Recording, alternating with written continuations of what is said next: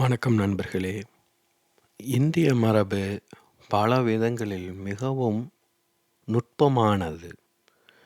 அதாவது ஏற்கனவே நான் ஒரு காணொளியில சொல்லியிருக்கேன். இப்போ ஐயப்பர் புலிப்பால் கொண்டு வர போனார்னா, அவர் புலியோட திரும்பி வந்தார். புலிய கொன்று புலிப்பல்ல எடுத்துகிட்டு வரலை. அந்த புலிப்பால்ங்கிறதே ஒரு அழகான ஒரு உருவகம். கொஞ்சம் யோசிச்சு பாருங்கள். இப்போ மேலை நாடுகளில் அதையே என்ன சொல்கிறாங்கன்னா, நமக்குள்ளே இருக்கும் டிராகனை வெற்றி கொள்வதுங்கிற போன்று சொல்கிறாங்க.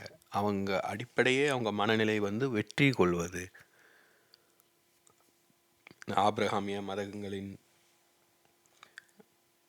கடவுள் பார்த்திங்கன்னா ஆண். அதாவது ஒரு குடும்பத்தை எப்படி நடத்துகிறாரோ ஒரு ஆண், எல்லாவற்றையும் தன்னோட கட்டுப்பாட்டுக்குள்ளே வச்சு மிரட்டி அதட்டி உருட்டி கட்டுப்படுத்துவது போல தான் அவர் உலகை கட்டுப்படுத்த முயற்சிக்கிறாரு. உண்மையில் இந்திய மரபு பார்த்திங்கன்னா அதை விட மிகவும் விசாலமான மனம் கொண்டது. அப்படியெல்லாம் வாழ்க்கையை சொல்ல முடியாது. அதே சமயம் வாழ்க்கைக்கு ஒரு பெண்ணை போல ஒரு நளினமான மென்மையான அணுகுமுறை தான் உகந்ததாக இருக்கும். அதனால தான் இந்திய மரபில் கடவுள்கள் ஆண் கடவுள்கள் தான் ஆதிக்கம் செலுத்தினாலும் பெண் கடவுள்கள் முக்கிய பங்கு வகிக்கிறாங்க. அது ஒரு சமநிலையை பேணுவதற்கு நம்முடைய வாழ்க்கையிலும் சரி, தனி மனிதர் வாழ்க்கையிலும் சரி, சமூகத்திலையும் ஒரு போட்டி இல்லாத ஒரு அமைதி நிலவணும் அப்படின்னா அந்த பெண் தன்மை, அந்த அனுசரித்து போகும் தன்மை இருக்கணும். அது இல்லாதனால தான் மேலை நாடுகள் இப்போ தங்களுக்குள்ளேயே அடிச்சுக்கிற நிலைமைக்கு வந்திருக்காங்க. ஏன்னா அவர்களுக்கு போட்டியை தவிர வேறு எந்த விதத்துலையும் சிந்திக்க தெரியாது. எல்லாவற்றையும் தங்களுக்கு எதிராக ஏதாவது ஒன்று கண்டுபிடிக்கணும் அவங்களுக்கு. அதன் மூலமாக பயத்தை உருவாக்கி அந்த பயத்தை போக்குவதற்கு ஒரு தலைவரை உருவாக்கி இப்படி தான் அவங்க காலங்காலமாக அவங்களுடைய வாழ்க்கை முறை இருந்துகிட்ருக்கு. ஆனால் அதே சமயம் நம்ம முட்டாள்தனமாக எதையும் எதிர்கொள்ள முடியாது, எதிர்க்க முடியாது. அதனால் அறிவுபூர்வமாக எல்லாவற்றையும் விலகி நின்று கவனிக்க தொடங்கியிருக்காங்க. இப்போ அது பல புரிதல்களை தந்திருக்கு. மாறாக இந்திய மரபு எல்லாவற்றையும் அனுசரித்து போகணுங்கிறதுனால எதையுமே கேள்வி கேட்க மறுத்துருச்சு. எல்லாவற்றையுமே அப்படியே கதைகளாக ஏற்றுக்கொண்டுட்டோம். முழுசாக அவற்றை நாம் உள்வாங்கிக்கவும் புரிந்து கொள்ளவும் செய்யலை. கேள்வி கேட்டு சந்தேகப்பட்டு தெளிவுபடுத்தி கொள்ளவும் இல்லை. கண்மூடித்தனமாக நம்பிக்கிட்டே வந்துட்டோம். அதனால் இன்றைக்கி என்ன பண்ணணும்னு தெரியாமல் தவிச்சிக்கிட்டு இருக்கோம். அதனால தான் இன்னும் புதிய புரிதல்களை முன்வைக்க வேண்டியதாக இருக்குது. இந்திய மரபில் பலவேறு குறைகள் பிழைகள் இருக்குது. எல்லா மரபுலையும் அது உண்டு. குறைகளற்ற பிழைகளற்ற மரபுங்கிறது எதுவுமே கிடையாது. ஆனால் அதை தனி மனிதர் தான் கவனிக்கணும். ஏன்னா இன்று நாம் வேறு வாழ்க்கை முறைகள் மரபுகள் போன்றவற்றை எளிதில் அறிந்து கொள்ள முடியும். அவங்க எப்படி வாழ்கிறாங்கன்னு கொஞ்சம் பார்க்கணும். நாம் பெண்களை எப்படி மதிக்கிறோம், அவங்க எப்படி பெண்களை நடத்துகிறாங்க, குழந்தைகள் எப்படி நடத்தப்படுறாங்க, வயதானவர்கள் எப்படி நடத்தப்படுறாங்க, இதில் கவனித்து அவங்கள காட்டிலும் நாம் எவ்வளவோ பரவாயில்ல அப்படின்னு சொல்லிக்கிறதுக்காக காலர் தூக்கி விட்டுக்கிறதுக்காக இல்லை. அந்த ஒப்பிட்டு பார்க்கும்போதே நம்மளுக்கு சில புரிதல்கள் கிடைக்கும். நாம் சிலவற்றை இன்னும் மேம்படுத்தலாம், நல்லா செய்யலான்னு தோணும். அந்த புரிதலை கவனித்தாலே நம்மளுக்கு பல நுட்பங்கள் புரிய வரும். ஆனால் நாம் எதையும் செய்வதற்கு தயாராக இல்லை. நாம் எல்லாமே ஒரு தலைவர் கட்டளையிட்டால் காந்தி மாதிரி ஒருவர் சொன்னால், இல்லை ஒரு அரசாங்கம் உத்தரவு போட்டால் அதன் பிறகு தான் செய்வோம். நாமளாக புரிந்து கொண்டு நம்முடைய வாழ்க்கையை மாற்றிக்கொள்ள முயற்சிப்பது கிடையாது. ஆனால் இன்று அந்த சூழல் மாறிக்கிட்டு வருது. இந்த காணொலியை கேட்கும் பலரும் அத்தகைய மனநிலை அற்றவர்கள்னு தான் நான் நினைக்கிறேன். ஏன்னா நான் எந்த தீர்வுகளையும் தருவது கிடையாது. பலவேறு புதிய பார்வைகளை தர்றேன். இந்த விதமாக பாருங்கள் வாழ்க்கையை, இப்படியெல்லாம் கவனியுங்க. அதன் மூலமாக உங்களுக்கான வாழ்க்கை நீங்கள் முடிவு செய்யுங்க. உங்களுக்கான தீர்வை நீங்க கண்டுபிடிங்க. அது ரொம்ப முக்கியம். ஏன்னா தீர்வை கண்டடைவது வந்து எளிது. யார் வேணா தீர்வு சொல்ல முடியும். அந்த தீர்வை நாமளாக நம்முடைய முயற்சியின் மூலமாக கண்டுபிடிச்சோம்னா, அதுதான் அழகு. அந்த தீர்வு மட்டும் தான் நம்மளுக்கு பயன்படும். ஏன்னா ஒரு பிரச்சனை உருவாகுது அப்படின்னா, அது எப்படி உருவாகுதுன்னு நம்மளுக்கு தான் தெரியும். 10 பேர் பசியா இருக்காங்க. அந்த பசி ஒரு பிரச்சனை. 10 பேருக்கு சாப்பாடு போடலான்னு சொல்லிட்டு ஒரே சாப்பாட போட முடியுமா? ஒவ்வொருவருக்கும் அவங்க உடல்ல என்ன பிரச்சனைகள் இருக்கு? சுகர் இருக்கா? பிபி இருக்கா? ஒருவர் எத்தனை நாளா சாப்பிடாம இருக்காரு? வெஜிடேரியன் சாப்பிடுவாரா? நான் வெஜிடேரியன் சாப்பிடுவாரா? அவருக்கு பல் இருக்கா? எவ்வளோ விஷயங்கள கவனிக்க வேண்டியது இருக்கு. ஆனா பெரும்பாலும் நம்ம அதெல்லாம் இவ்வளோலாம் ஆழமா யோசிப்பது கிடையாது. சாப்பாட்ட போட்டா எல்லாம் சாப்பிட போறாங்க. என்ன நடக்க போகுது? அப்படிதான் நெனச்சுக்கிட்டு இருக்கோம். திருப்பி நான் சொல்வது என்னன்னா, பசி என்பது எல்லோருக்கும் பொதுவானதுனாலும், அந்த பசியை தீர்ப்பது தனி மனிதரால மட்டும் தான் முடியும். அப்ப இந்த உலகில இருக்கிற பிரச்சனைகள் வந்து பொதுவானதான். தண்ணி பிரச்சனை இருக்கு. புவி வெப்பமடையுது. என்ன பண்றது? ஆனா தனி மனிதர்கள் தான் தீர்க்க முடியும். நம்ம எல்லோரும் சேர்ந்து தண்ணிய ஒழுங்கா பயன்படுத்தணும்னா, ஆளுக்கு ஒரு மரம் வச்சா, அது பெரிய விஷயம். அதெல்லாம் நானே செய்ய மாட்டேன். அட்லீஸ்ட் நாம என்ன சொல்றோம்னா, இந்த மாரி புது விஷயங்கள நம்ம தெரிந்து கொள்ளலாம், பகிர்ந்து கொள்ளலாம், நம்முடைய பார்வைகளை முன்வைக்கலாம். ஏன்னா, நாம தனி மனிதர்கள் என்றாலும், நம்முடைய பார்வை மிகவும் முக்கியமானது. நம்முடைய கடந்த காலம், நம்முடைய அறிவு, அனுபவம், உலகை நாம் பார்க்கும் விதம், புரிந்து கொள்ளும் விதம் நமக்கு மட்டுமே உரியது. நம்ம கூட ஒருத்தர் இருந்தா கூட, அவர் நாம பார்க்குற உலகத்த நம்மைப் போலவே பார்ப்பது கிடையாது. அவர் உலகை புரிந்து கொள்வது போல நாம் புரிந்து கொள்வது கிடையாது. நமக்கு புரிந்த விதத்துல நாம புரிந்துக்குவோம். அவங்களுக்கு புரிஞ்ச விதத்துல தான் அவங்க புரிஞ்சுக்குவாங்க. ஆனா நம்முடைய புரிதல்களை நாம பகிர்ந்து கொள்ளும்போது, நம் மனம் இன்னும் விசாலமடையும். பல நல்ல நுட்பங்கள நாம கண்டுகொள்ள முடியும். அப்படி அதன் மூலமாக நம்ம கற்றுக்கொள்ள முடியும். கற்றுக்கொள்வது என்பது சுவாரஸ்யமாக இருக்கணும். ஸ்கூல்ல போல கட்டாயப்படுத்தி எல்லாவற்றையும் கற்றுக்கொள்ள முடியாது. அதுவும் வாழ்க்கையை கற்றுக்கொள்ளணும்னா, ஒரு வாழ்க்கையை வாழ்வதில விருப்பம் இருக்கணும், ஆர்வம் இருக்கணும், ஈடுபாடு இருக்கணும். அத கவனிக்க தெரியணும். அப்படியே மாடு மோண்டுகிட்டே போயிற மாரி அப்படியே போய்க்கிட்டே இருக்கக்கூடாது. ஏன்னா மனிதனுக்கு வந்து வாழ்வை புரிந்து கொள்ளும் அப்பதான் வாழ்வின் அர்த்தம் தெரியும், வாழ்வின் பொருள் தெரியும். இப்போ இவ்வளவு விரிவாக இந்திய மரபு எதுவும் பேசுறது இல்ல. அதாவது நம்ம தத்துவம் இதெல்லாம் நெறைய இருந்தாலும், எளிய மனிதர்களுக்கு உகந்த வழிமுறைகளும் இந்திய மரபுல நெறைய இருக்கு. அதுல ஒண்ணு வந்து பக்தி. இன்னொன்னு வந்து லீலை. ஏற்கனவே அத பத்தி பேசியிருந்தனால, இன்னும் நல்லா விரிவாகவே பேசலாம். லீலைன்னா என்ன? விளையாட்டு தானே. எப்படி வேணாலும் விளையாடலாம். யார் வேணாலும் விளையாடலாம். இப்படிதான் விளையாடணும்னு, அப்படிதான் விளையாடணும்னு சொல்வதற்கு என்ன இருக்கு? அதுவும் இப்போ செயற்கை நுண்ணறிவுலாம் வந்ததுக்கப்புறம் ரொம்ப சுவாரஸ்யமா இருக்கு. இந்த ஓவியங்களை உருவாக்குவது, இந்த சிந்தனைகளை உருவாக்குவது எல்லாமே நல்ல விளையாட்டா இருக்கு. அதனால தான் நெறைய பேசிக்கிட்டே இருக்கேன். இப்ப பார்த்தீங்கன்னா, அதில பிரம்மா கையில பிங்கோ மெஷின் வச்சிருக்காரு. பிங்கோ தொடர் ஒண்ணு பேசியிருக்கேன். உண்மையில் அதில பேசலாம் அப்படின்னபோது, ஏதோ சிக்கல் அப்போ உருவாக்கின ஓவியம் இது. ஸோ, நான் எப்போதுமே சொல்வது போல, இந்த ஓவியம் உருவாகிருச்சுன்னா, உடனே அந்த ஓவியத்தை குறித்து சில சிந்தனைகள் உருவாகும். அதை வைத்து ஒரு காணொளியை உருவாக்கிவிட முடியும். இதுதான் வந்து பார்த்தீங்கன்னா, மனம் செயல்படும் விதம். இது எல்லாமே நம்ம மனசுக்குள்ள இருக்கு. ஒரு நட்சத்திரங்கள் போல அங்கங்க ஒளித்தெருப்புக்களாக சில புரிதல்கள் இங்கேயும், அங்கேயும் கிடக்கு. அதெல்லாம் ஒண்ணோட ஒன்று இணைத்து, அதற்கு ஒரு வடிவம் தர்றோம், உருவம் தர்றோம். அதன் அடிப்படையில் புரிந்து கொள்றோம். இப்போ உங்க மனசுக்குள்ளேயும் இந்த மாரி நெறைய புரிதல்கள் இருக்கும். இப்ப இதெல்லாம் சில புரிதல்களை தரும். சில புதிய புரிதல்களை ஏற்படுத்தும். அதன் மூலமாக உங்களுக்குள்ள ஒரு தெளிவு கூடும். அதனால தான் நீங்க கேட்குறீங்க. இந்த காணொளிகளை நான் உருவாக்கும் விதமே ஒரு விளையாட்டு தான். ஒரு குரோனாலஜிக்கல் ஆர்டர் படி இத உருவாக்கல. அதன்படி வலையேற்றல. நான் வெவ்வேறு தலைப்புகள்ல பேசிக்கிட்டே இருக்கேன். தோன்ற தலைப்புகள்ல ஏத்திக்கிட்டு இருக்கேன். மற்ற காணொளிகளையும் நான் வந்து எல்லாவற்றையும் வலை ஏற்றிட்டு, அது எல்லாமே பலரும் கேட்டிருக்காங்க ஏற்கனவே. அவற்றையெல்லாம் இப்போ என்ன தோணுதோ, அந்த போக்குல உருவாக்கிக்கிட்டு இருக்கேன்.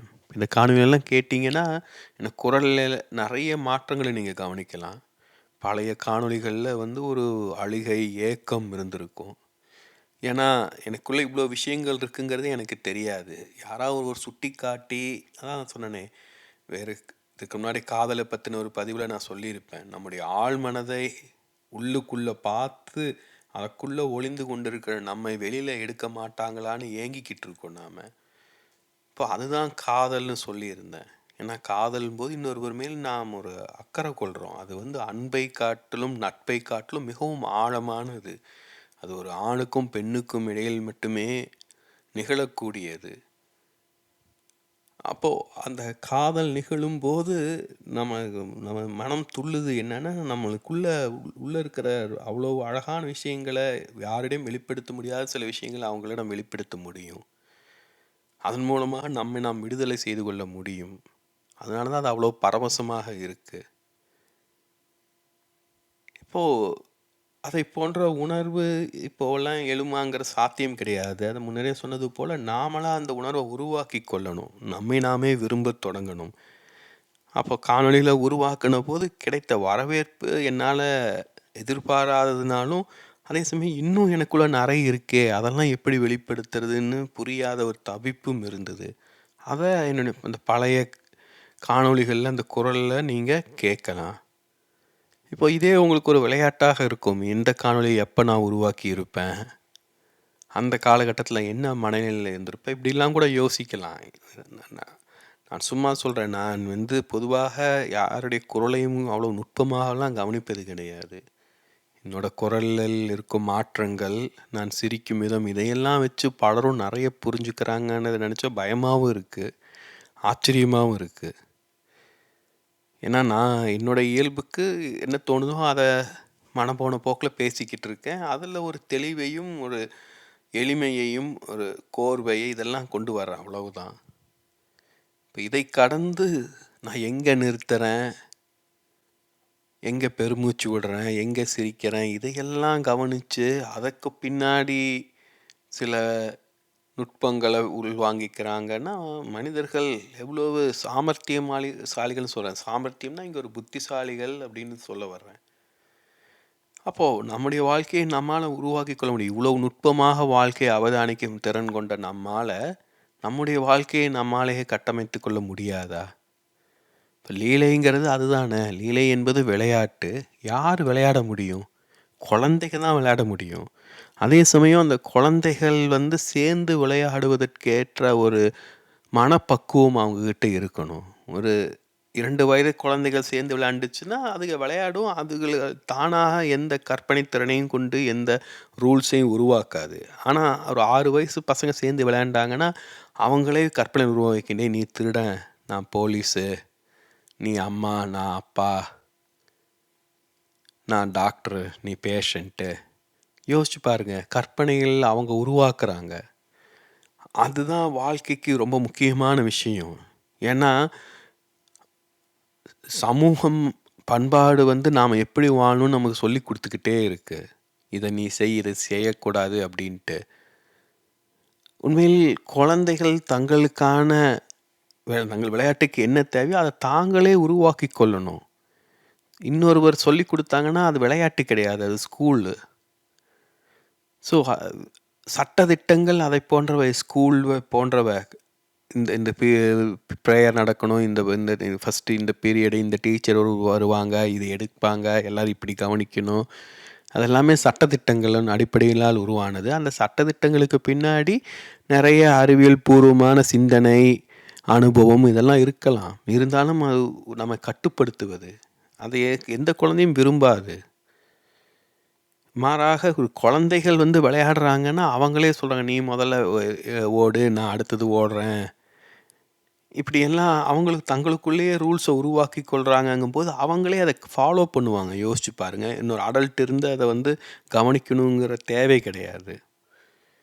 ஏன்னா, அந்த ரூல்ஸ ஃபாலோ பண்ணலன்னா, அவங்க விளையாட்டுல சேர்த்துக்க மாட்டாங்க. "நீ முதல்ல ஓடு, நான் 2வது ஓடுறேன்." அப்படின்னு சொன்னா ஏத்துக்கணும். இல்ல வரும்போது பிரச்சனைகள் வரும், சிக்கல்கள் வரும். அத அவங்களே தீர்த்துக்குவாங்க. அழகான விஷயம் அது.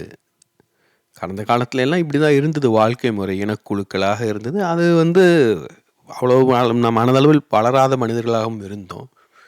இன்றைக்கு நம்ம வளர்ந்த மனிதர்கள், பல விதங்களில் கல்வி கற்ற மனிதர்கள், நம்மால வாழ்க்கையை புதிய கோணங்களில் பார்க்க முடியும், புரிந்து கொள்ள முடியும். அப்போது நாம் அந்த மனப்பக்குவத்திலிருந்து வாழ துவங்கும் போது நாம் விளையாடுறோன்னு சொல்லலாம். வாழ்க்கை என்பது நம்மை பொறுத்தவரை ஒரு லீலை ஆயிடுது. நாம் எல்லோருமே அந்த நிலைக்கு வளரணும். நம்மால் வளர முடியும். அதற்கு தான் இந்த கடவுள், தொன்மங்கள் இதெல்லாமே. வெறுமனே கடவுளை போய் கோவிலில் கும்பிட்டுக்கிட்டு இருந்தோம்னா நம்ம வளர மாட்டோம். மனதளவில் இதையெல்லாம் சிந்தித்து புரிந்து கொள்ளணும். ஆனால் பொதுவாக நாம் இப்படி தான் ஒரு சரணாகதின்னு சொல்லிட்டு நம்ம எதையுமே செய்கிறதில்ல. எல்லாவற்றையும் கடவுள் பொறுப்பில் விட்டுடுறோம். கடவுள் பார்த்துக்குவார், கடவுள் பார்த்துக்குவாருன்ட்டு முட்டாள்தனமாக வாழ்ந்துட்டு கடவுள்கிட்ட போய் உனக்கு கண்ணே இல்லையான்னு கேட்டால் என்ன பண்ணுவார் கடவுள்? யோசிச்சு பாருங்க. எவ்வளோ பேர், கோடிக்கணக்கான மனிதர்களோட தேவை அவரால் நிறைவேற்ற முடியுமா? கொஞ்சம் யோசிச்சு பார்க்கணும். நாம் போய் கேட்குறோம்.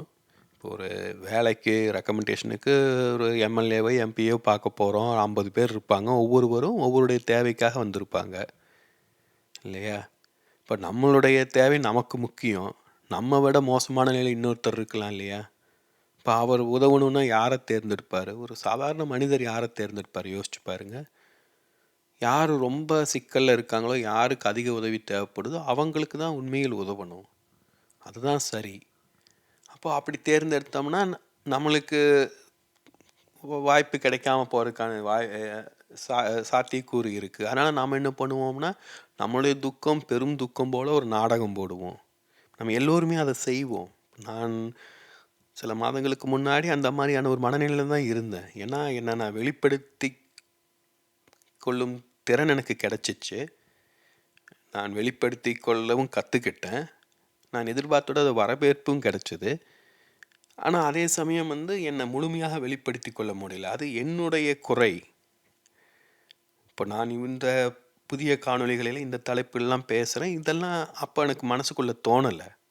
அப்போ என்ன பேசுறது, எப்படி பேசுறதுன்னு தெரியாமல் திணறிக்கிட்டு இருந்தேன். சிலர் சொன்னதை கேட்டு அவளுக்கு கமெண்ட்டுகள், கருத்துக்களை கேட்டு காணொலியில் உருவாக்கிக்கிட்டு இருந்தேன். இப்போ மெல்ல பார்த்தா மற்றவங்க அப்படியே என்ன ஒரு கைப்பிடிச்சு அவங்களுக்கு பிடிச்ச மாதிரி இழுத்துட்டு போகிறது தெரிஞ்சிருச்சு எனக்கு.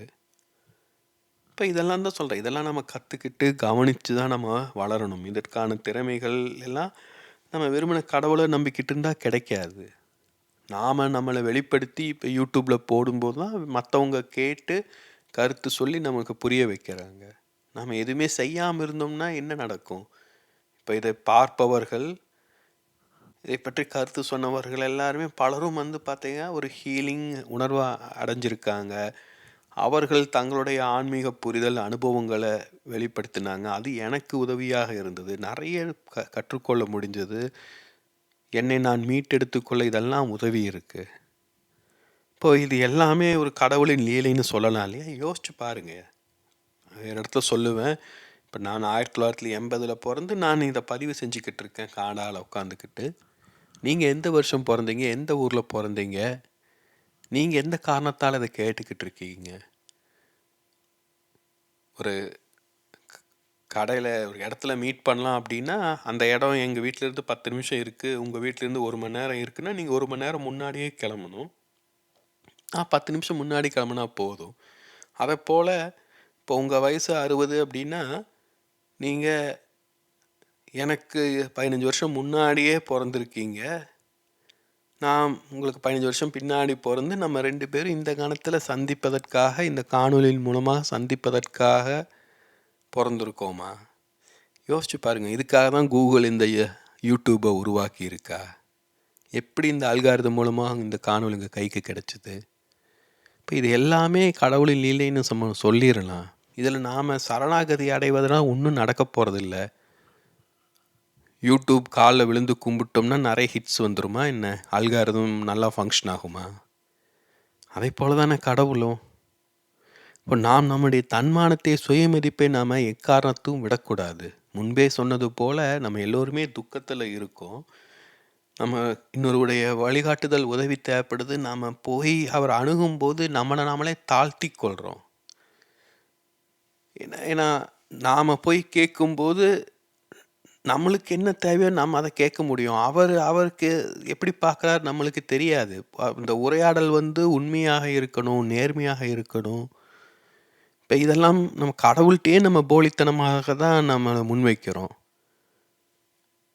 பாலும் தெளிதேனும் பாகும் பருப்பும் இவை நான்கும் கலந்துனக்கு நான் தருவேன். கோலஞ்செய் துங்கக் கரிமுகத்துத் தூமணியே நீ எனக்குச் சங்கத்தமிழ் மூன்றும் தா. இது ஔவையாருடைய ஒரு புகழ்பெற்ற பாடல். இதுலயே பார்த்தீங்கன்னா, நான் 4 தர்றேன் நீ 3 குடுன்னு ஒரு பேரம் இருக்கு. நம்ம அப்படிதான் கடவுள்ட்ட வந்து பேரம் பேச பார்க்குறோம். இப்ப பேரம் பேச பார்க்கும்போது நம்ம தாழ்வா, பணிவாக வச்சுக்கிட்டோம்னா, அவர் நம்மள மதிப்பாரு. நம்மள பாவம்னு நெனச்சு ஏத்துக்கொள்வாரு. அப்படின்லாம் நம்ம நெனைக்கிறோம். அப்படிலாம் இல்ல.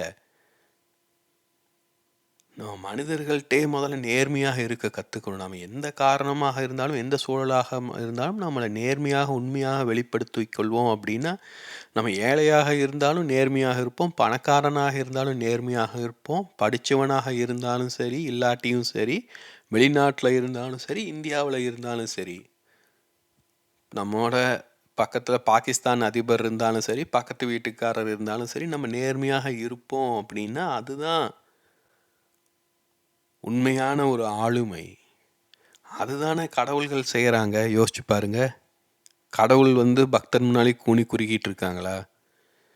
அதனால தான் நம்ம அதை ஒரு ஆளுமையை உருவாக்குவதற்கு ஆதர்சங்களாக கடவுளை உருவாக்கி வச்சிருக்கோம்.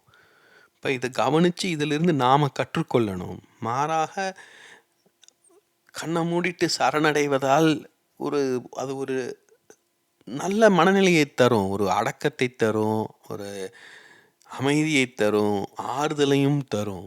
ஆனால் அதனால் பயன் கிடையாது. திருப்பியும் எந்திரிச்சு நம்ம வேலையை நாம தான் பார்த்தாகணும். கடவுளாக இருந்தாலும் தேவையில்லாமல் அவரோட உதவியை நாம் கேட்கக்கூடாது. அதுதான் உண்மையான மனிதனுக்கு அடையாளம். கொஞ்சம் யோசிச்சு பாருங்க. தெய்வத்தால் ஆகாதேனும் முயற்சிதன் மெய்வருத்த கூலி தரும். நம்மால் முடிஞ்சதை நாம் செய்யணும் முதல்ல. அப்புறம் கடவுள் தன்னால் முடிஞ்ச அளவுக்கு நம்மளுக்கு உதவுவார். இதெல்லாம் நுட்பமான புரிதல்கள் எல்லாமே இந்திய மரபில் இருக்குது. இதில் குறிப்பிடப்படும் இன்னொரு அழகான ஒரு படிமம் வந்து அர்த்தநாரீஸ்வரருங்கிற படிமம். இது வந்து உளவியல் ரீதியாக ரொம்ப முக்கியமானது. ஏன்னா ஆண் எல்லோருக்குள்ளேயுமே வந்து பார்த்திங்கன்னா ஒரு பெண் இருக்கா, பெண் எல்லோருக்குள்ளேயுமே ஒரு ஆண் இருக்கான். பெண் உறுதியானவளாக மாறிட்டா அவளை வெற்றி கொள்ள முடியாது. ஆண் மென்மையானவனாக மாறிட்டா அவனை தோற்கடிக்க யாராலும் முடியாது. நாம் எல்லோருமே நம்மளை வந்து ஒன்று முரட்டுத்தனமாக வெளிப்படுத்தி கொள்வோம், இல்லை மென்மையாக வெளிப்படுத்தி கொள்வோம். அது நம்ம குழந்தை பருவ சூழல், நம்முடைய மனநிலை இதெல்லாம் பொறுத்தது. ஏன்னா நம்ம மென்மையாக வெளிப்படுத்தி கொண்டோன்னா நாம் மற்றவர்களுக்கு யாருக்கும் போட்டியாக கருத மாட்டாங்க, மற்றவர்கள் யாரும் நம்மளை தொந்தரவு செய்ய மாட்டாங்க அப்படின்ட்டு நம்ம நினச்சிக்கிட்டு அதை அப்படியே பழகி வந்திருக்கலாம். இல்லை முரட்டுத்தனமாக இருந்தோம்னா எல்லோரும் நம்மளை கண்டு பயப்படுவாங்க, நம்மளை யாரும் நெருங்க மாட்டாங்க அப்படின்னும் நாம் பழகி வந்திருக்கலாம். அது நம்ம சிந்திச்சு நம்ம அந்த மனநிலையை அந்த வகையான வெளிப்படுத்துதலை தேர்ந்தெடுத்திருக்கலாம். அது நம்ம அறியாமலாக அது நிகழ்ந்திருக்கலாம்.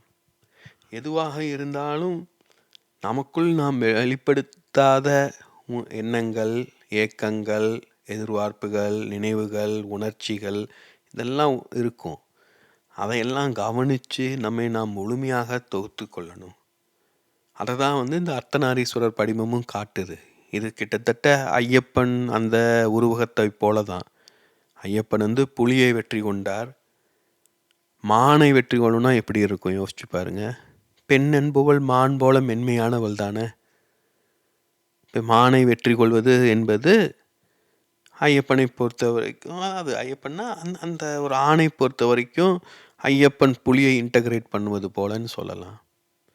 அதே போல தான் பெண்ணும் அதை வந்து செய்யணும். பெண்ணும் வந்து மன உறுதி கொண்டு தன்னைத்தானே பாதுகாத்து கொள்ளும் திறனை பெறணும். பெண்ணும் வந்து அப்பாவை, கணவனை, மகனை நம்பி இருந்தாங்கன்னா அவங்களுக்கு ஒரு முழுமையான ஒரு ஆளுமை கிடைக்காது.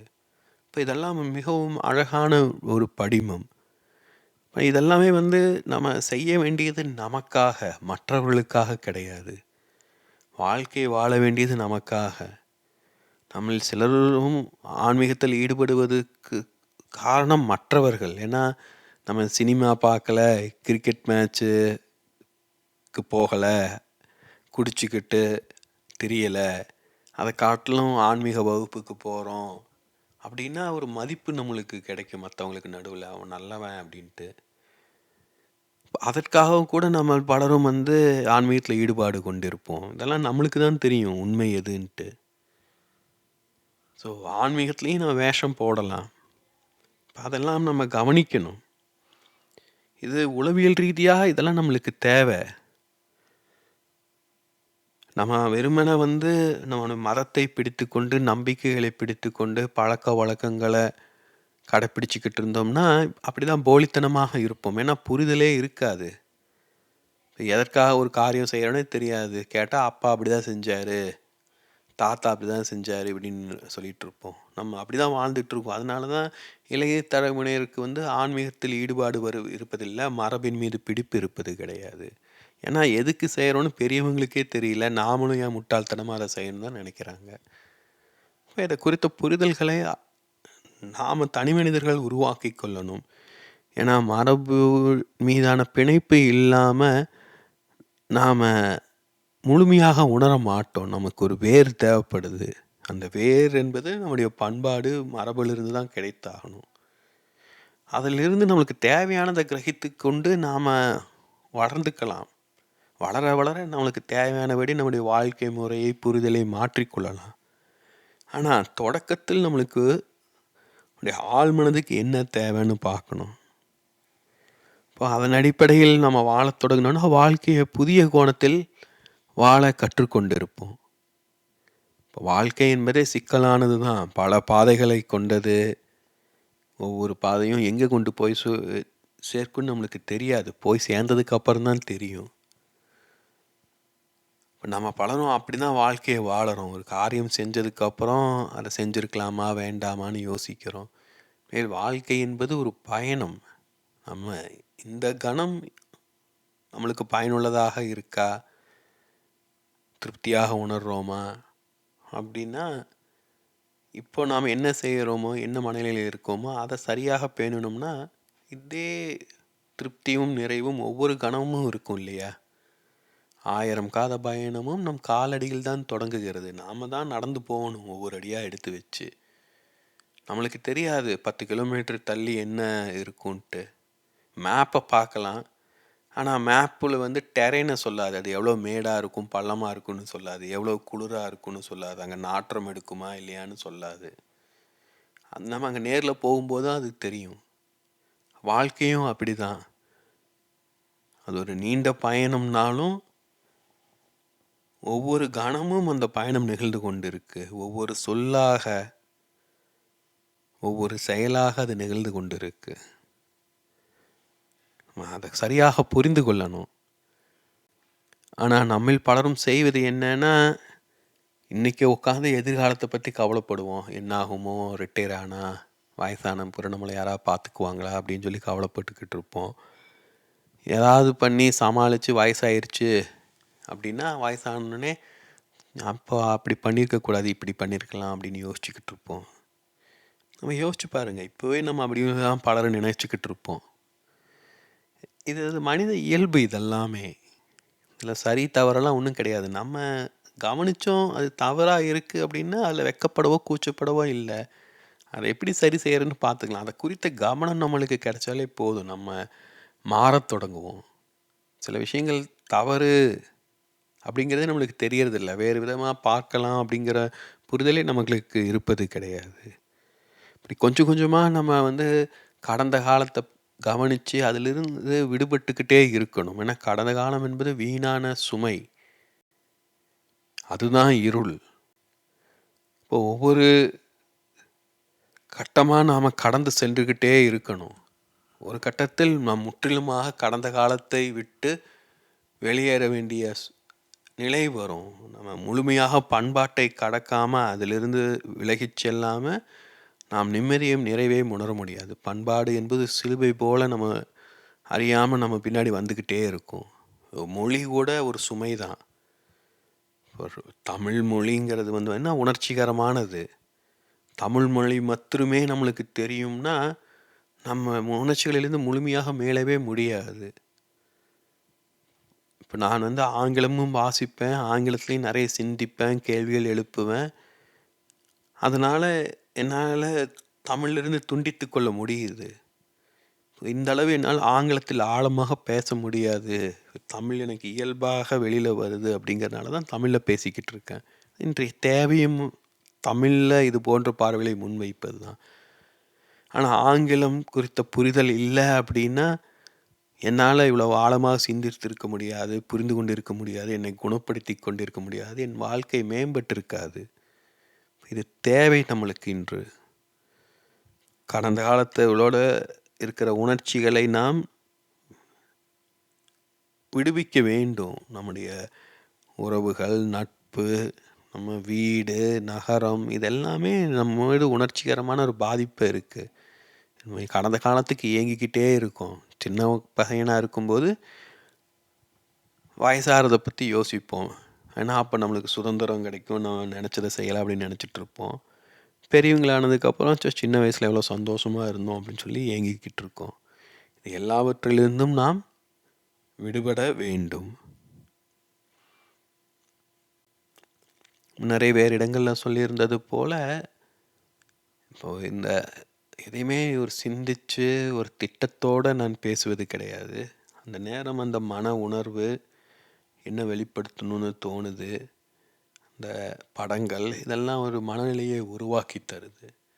அதனால தான் பல காணொளிகள் பார்த்திங்கன்னா ஒரு ஒன்றுக்கொன்று தொடர்பில்லாதது போல் இருக்கலாம். வெவ்வேறு விஷயங்களை பற்றி பேசுகிறதா தோணலாம், ரொம்ப நீளமாக பேசுகிறதா இருக்கலாம். ஆனால் இது எல்லாமே ஒரு பயணம் நான் சொல்லுவேன். இப்போ நீங்கள் அரை மணி நேரம் கேட்டிருந்தீங்கன்னா அந்த அரை மணி நேரத்தில் உங்களுக்கு 5-6 விஷயம் பிடிச்சதாக இருந்திருக்கும். 5 நிமிஷம் கேட்டிங்கன்னா 1-2 பிடிச்சதாக இருந்திருக்கும். இப்போ நம்ம பயணம் மேற்கொண்டு செல்ல தான் நம்ம என்ன பார்ப்போன்னு நம்மளுக்கு தெரிய வரும். அதற்கு முன்னாடியே நம்ம முடிவு செய்ய முடியாது, இந்த பயணத்தில் இதுதான் கிடைக்கும், இதுதான் நடக்கும்ன்ட்டு. நான் வேறு இடங்களில் சொல்வது போல் நட்சத்திரங்கள்லாம் வெவ்வேறு விதத்தில் நம்ம பார்த்து தொகுத்து கொள்வதை போல தான் ஒரு வனத்தில் மலர்கள் செறிந்து இருக்குது அப்படின்னா நம்ம போய் நம்ம இஷ்டத்துக்கு நம்மளுக்கு பிடிச்சதை எடுத்து நம்ம ஒரு பொக்கையை உருவாக்கி கொள்ளலாம். நாம் எந்த மலரை தேர்ந்தெடுக்கிறோம், அதை எப்படி வைக்கிறோம், அரேஞ்ச் பண்ணுறோங்கெல்லாம் நம்முடைய தேர்வு, நாமளாக முடிவு செய்வது. அது ஒரு கலை.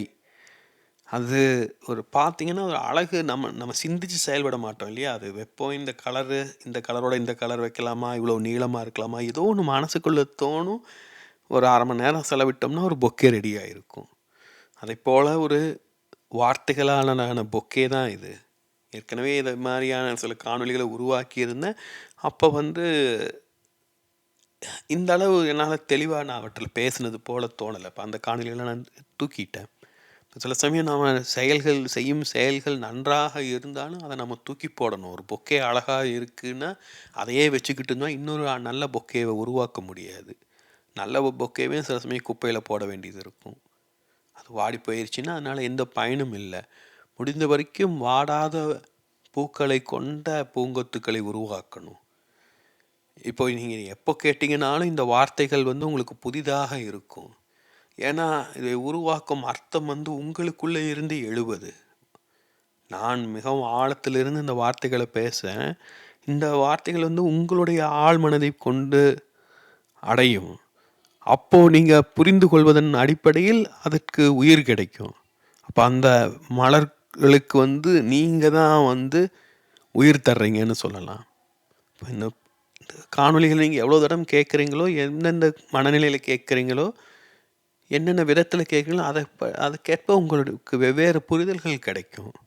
எந்த காணொலிக்கு அப்புறம் எந்த காணொலியை கேட்குறீங்க, என்ன வரிசையில் கேட்குறீங்க, இதெல்லாமும் கூட உங்கள் புரிதலை மாற்றும். ஏன்னா இப்போ சஷிமின்னு நான் சொல்கிறேன் அப்படின்னா அதை பற்றின குறிப்பு ஏதோ ஒரு காணொலி எங்கேயோ ஒரு இடத்துல இருக்குது. நீங்கள் அந்த காணொலியை முழுமையாக கேட்டிருந்தீங்கன்னா இப்போ சஷிமின்னா உங்களுக்கு தெரிய வரும். இப்போ அதுக்கும் இதுக்கும் என்ன தொடர்பு?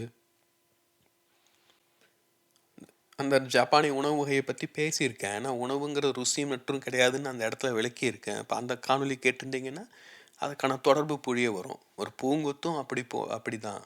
அதுவே பல்வேறு வண்ண பூக்கள் இருக்கலாம். ஒவ்வொன்னுக்கும் வெவ்வேறு மணம் இருக்கலாம். வெவ்வேறு நிறம் இருக்கலாம். வெவ்வேறு அளவுகள் இருக்கலாம். அது எல்லாம் அந்த பூங்கொத்த நிர்ணயம் செய்யுது. இந்த பூங்கொத்துங்கும்போது அதில வெறும் இலைகள கூட வச்சிருப்பாங்க இல்லையா? அந்த இலைகளும் அழகை தரும். அதெல்லாம் வச்சு பார்க்கும்போது நம்மளுக்கு புரிய வரும். அதேபோல தான் வாழ்க்கை. நம்மளுக்கு தெரிந்த விஷயங்கள், நம்மளுக்கு புரிந்த விஷயங்கள்லாம் ஒண்ணு சேர்த்து பார்த்து தொகுத்து புரிந்து கொள்ள முயற்சிக்கும்போது தான் அது நம்மளுக்கு புரிய வரும். இப்போ இந்த காணொளியை நான் உருவாக்குவதன் மூலமாக, நீங்கள் கேட்பதன் மூலமாக, வெவ்வேறு விதங்களில் இதில் நீங்கள் பங்கு கொள்வதன் மூலமாக நம்ம ஒரு மரம் போன்ற ஒண்ணு உருவாக்கிக்கிட்டு இருக்கோம் எல்லாரும் சேர்ந்து. அது வெவ்வேறு விதமான இலைகள், மலர்கள் கொண்ட ஒரு புதுவிதமான ஒரு மரம்னு சொல்லலாம். ஒரு மலர் கொத்தை போல பல்வேறு விதமான மரங்கள் சேர்ந்திருந்தா எப்படி இருக்கும்? அதுதான்.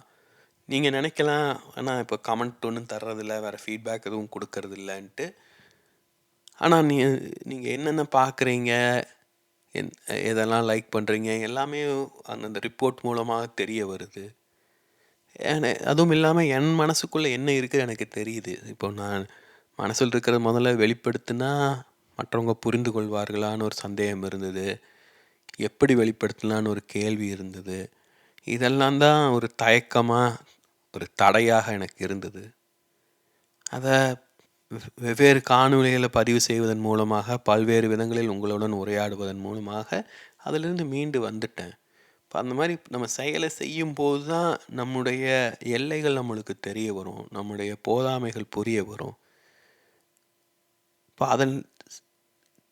அதிலேயே தயங்கி நின்றக்கூடாது. ஏன்னா எதை செஞ்சாலும் ஏதாவது தடை வரும். தடை இல்லாமல் வளர்ச்சி கிடையாது. தடையை கடந்து செல்ல முயற்சிக்கும் போது தான் நம்ம வளருவோம். இப்போ தயங்கி நின்றுக்கிட்டே இருந்தோம்னா நம்ம எதையும் செய்ய முடியாது. இது ஒவ்வொருவரும் முயற்சித்து பார்க்கலாம். நம்மளோட ஒவ்வொருவரோட வாழ்க்கையும் முக்கியம்.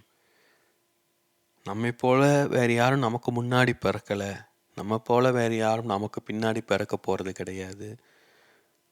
நம்மை தவிர வேறு யாரும் நம்மோட வாழ்க்கையை நம்மை விட சிறப்பாக வாழ முடியாது.